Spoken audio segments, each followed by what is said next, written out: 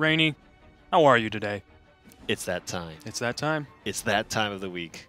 Pre-show time. Pre-show time. This is week 9, our 9th pre-show of the season. And we are just getting back from MomoCon. A really exciting trip that all of us went on. A really exhausting trip that a lot of us Exhausting is another word. But That it is was really correct. fun. It was super fun. Today, joining us as our special guest for today's broadcast is somebody who was at MomoCon with us, chilling out, spreading the good word of Shadowverse. Aya Senpai, how are you doing? Tired, but I'm good, man. I'm good. Nice. Yeah, I think more than one of us are still a little jet lagged from the cross-country time difference. Yeah, but certainly it's better than coming all the way from Japan. So That's very true. big thanks to everybody who made it out to MomoCon, both people working at the booth and people who visited the booth for making that experience so great. Wanted to give a shout out to Super Blast in particular. He was hanging out at the booth all day, every day, just having a good time playing the game, talking with us, hanging out, as well as many others that came by that watched the Shadowverse open. I remember your smiling faces when you came and shook our hands, and we're excited about playing the game at MomoCon, so thank you so much to everybody who came out. Shadowverse was still happening, though, while we were all out there. Aya Senpai, Envy Bear, Sterling, and I had been at MomoCon kind of faces down in front of tablets trying to share Shadowverse with Playing everybody. Take-Two all day long. Yeah, but there were tournaments that were happening. There was news that was being released. There was stuff that was going on, especially amidst the changes that just happened. I'd like to take this first moment in the talk show to talk a little bit about the JCG tournaments that went on the weekend. Now, first and second of Saturday for JCG, first place was Masamasu Akamath. I think that's how you pronounce his name. And he was running Shadow Dragon, standard lists, mid-range Shadow, and Dragon was just kind of ramp, Sans, Wind Reader, Zell, you know, Israfil, Ouroboros, Bahamut, that kind of thing. And the second place finisher was Gem, Dragoncraft list that was essentially the same, and then Havencraft with Curate, Aegis, no test of strength. You know, the more popular Havencraft deck that's been rising in Japan. And then on Sunday, it was Mini with Dragon Shadow, again, kind of the normal kind of Dragon Shadow combination that you would expect. But the super interesting thing to me today that I would love to spend a little bit of time talking about, and we're going to have that list up on screen while we talk about it, is the second place winner was Leg. He was running a mid-range Shadowcraft deck, but his next deck was Forestcraft. And I know, when I say Forestcraft, we think, oh, Jungle Warden, Arin, you know, Roach, Guidance, Lily. Right, lists that we've started seeing more and more of. Yeah, but it's actually quite a unique deck. And Aya Senpai, if you could tell us a little bit more about kind of the meat of this deck, why don't you go ahead and kick off some of the more interesting points here for this individual's Forestcraft deck. All right, so one of the more interesting things about this particular list is not running Elf Queen at all. No Elf Queen anywhere to be seen. And in its 7th slot, it's running Homecoming. The Homecoming tech is a surprisingly effective tech, especially if you're coming across a lot of Shadow decks.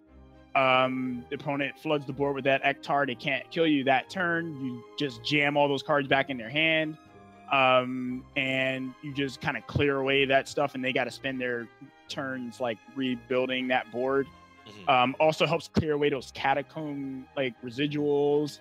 So Homecoming is incredibly strong. Homecoming could also be used as kind of like as a setup for the kill. Like your opponent has like wards in play. Let's say your opponent happens to have like 2 wards in play that are like pretty big ones, and you can deal with 1 ward, but you can't deal with 2. So you can just jam Homecoming, get one of those wards out of the way. They play one of those wards, and you can still deal with it. Like, that's actually really good, too. So I really like the Homecoming tech. This list is incredibly streamlined, though. There's, like, very little room for tech. Like, the only tech card in the deck is Homecoming. And the rest of the list, I mean, you got 3 Roach, 3 May, like, no Water Fairy, no nothing, no other stuff. So the only thing that Goblin Mage is going to be pulling are going to be Elfchild Maze and Rhinoceroaches. This makes it where the pulls are a lot less random.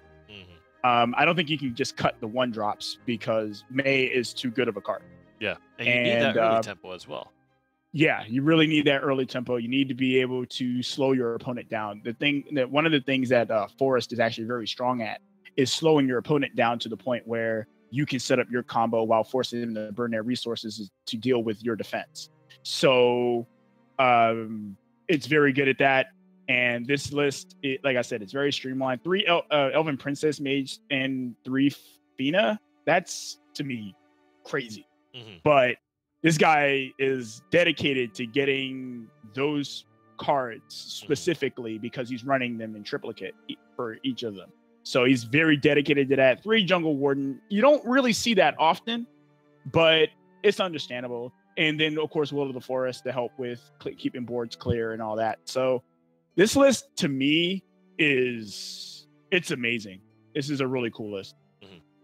And certainly when we were talking about it, kind of the highlight points for me was that Crystalia Lily, as you mentioned, taken away kind of a very popular card when dealing with kind of Dragon in its kind of highest form. Being able to transform a very, very scary card into a snowman was definitely a big boon, but this list opts to forego that for that consistency that you're talking about, for that Roche guaranteed pull off the Goblin Mage, or at least closer to it, with the Elf Childs being the only thing in the way, as well as no White Wolf, which we talked about a little bit, and certainly I feel like after Rise of Bahamut, White Wolf has kind of been more and more. I think maybe it was the pace of the game that changed. 8 play points was not the same as what it was in Rise of Bahamut, and I feel like the stock in White Wolf has been declining very quickly, and I don't actually think it adds enough value to the board state situation that you find yourself in Shadowverse these days to include in the deck. What do you think, Aya? Well, I agree that White Wolf is just kind of subpar. The games are ending usually a lot earlier than White Wolf is going to be relevant.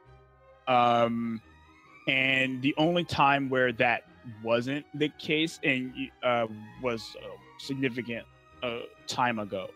Now, like, White Wolf combinations with, say, Homecoming Silverbolt are just too slow.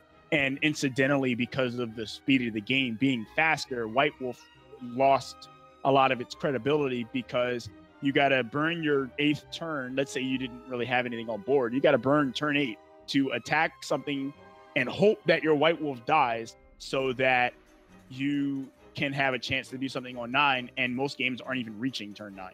So, like, White Wolf is just kind of pointless. Right. So, yeah, so White Wolf, difficult to pull off in the tournament setting for sure.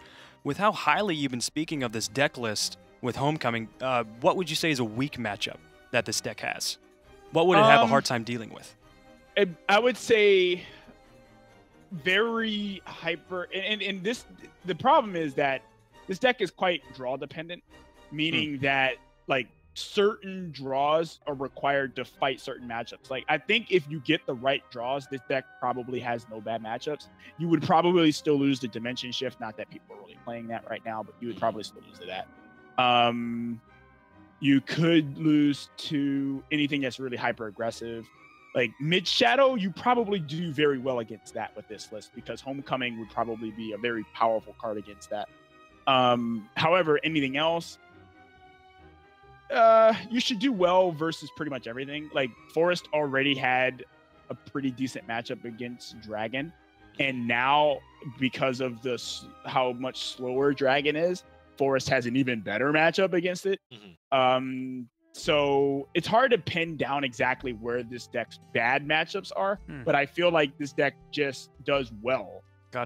Can do well versus everything depending on its Would you be willing to tell us if any of your team members are running a similar kind of deck composition in the tournament today?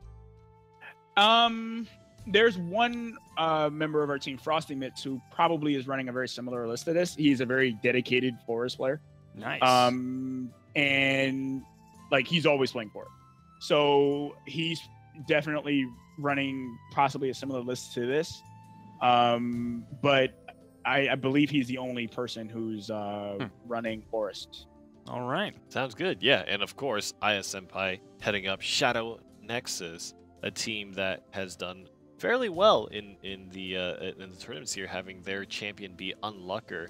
And also, incidentally, we could go over that a little bit later, Sterling has compiled some points for all the teams so far. So that would be an interesting statistic to look at in a little bit. But I just felt like we needed to go over that JCG deck list because especially now when people are experimenting and trying a lot of different decks and trying to see what may or may not work in this kind of new environment of the game, it was interesting just to take a look at some of the successful decks that are going far in the JCG tournaments. But before we move on too far, I want to hit back on MomoCon just a little bit, just to get each of your guys' thoughts on what your favorite part of MomoCon was. Sterling, let's start with you. What did you enjoy about the MomoCon experience the most? There was a lot of time we spent like at the booth, like getting people to play the game, talking with people who had already been fans of the game. I loved that, getting to play Shadowverse all day long. That was great.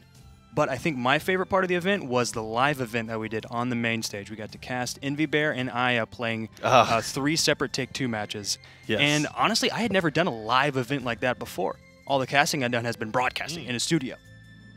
So doing a live event in front of an audience, being able to hear an audience like as we're casting, I thought that was a really rewarding experience. Certainly very cool. What about for you, Aya Senpai? All right, so am I allowed to say 2? Yes, yes, of course. Okay. 1 would be doing Ginger combo. Was... Yes, Ginger.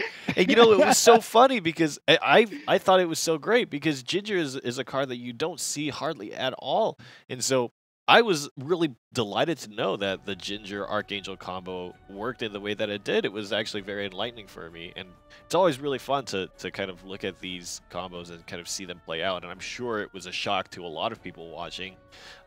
Incredible that you have to get that. How did that make you feel?